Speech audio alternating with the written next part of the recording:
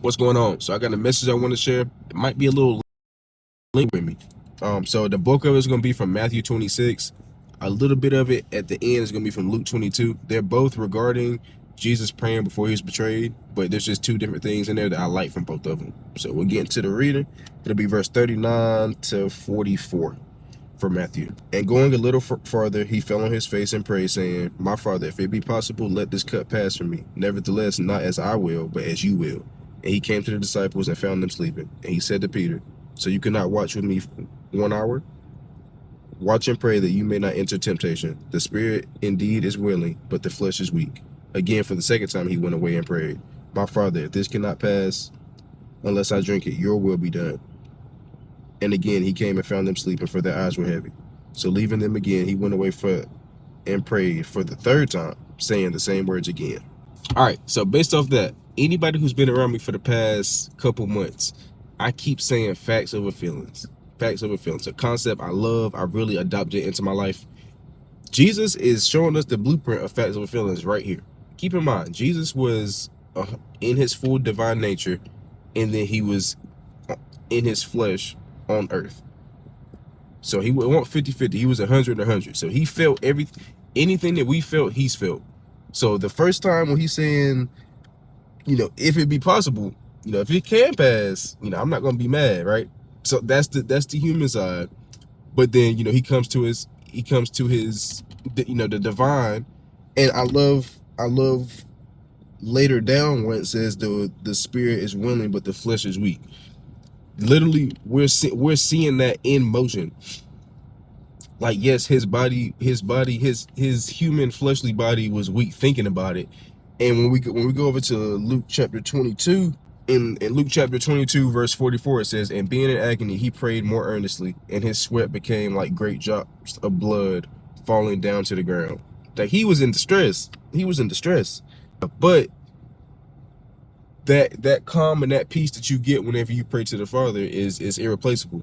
And you can tell that it affected him, because once the betrayal was going on, that distress and all that was gone. He accepted his fate at that point.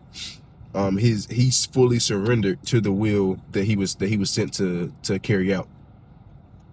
And also, I love what the first part what I just read. And being in agony, he prayed more earnestly. Sometimes when we're in the toughest situations, we'll either, one, pray a soft prayer, or two, we won't pray at all, or we'll be scared. Why are we scared when we have the almighty, all-powerful God on our side that is able to either, one, give us strength to get through the situation, or to make the situation pass over?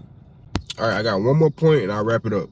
So I love the fact that Jesus prays 3 times, and it's kind of showing to us it's a constant choice and decision that you have to make when you are operating in the facts over feelings realm.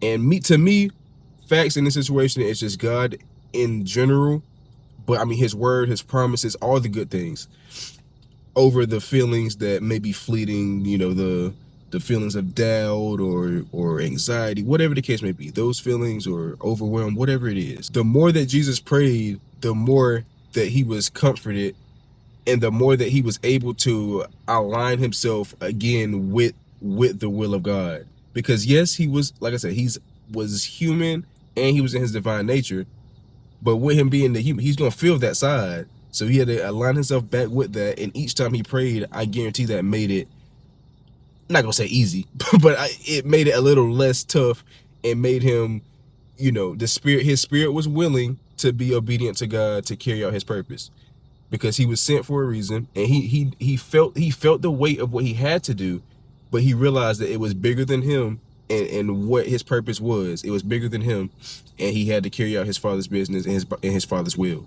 So at the end of the day, he went through with it because his spirit was willing. Like he said, his flesh was weak, but his spirit was willing, and the spirit will always conquer the flesh if you lean into the spirit. All right, man, that's all we got. So I pray that we can take this message, apply it to our lives daily, follow the example that Jesus left for us, and to operate in a state of facts and truth instead of feelings. That's it, man.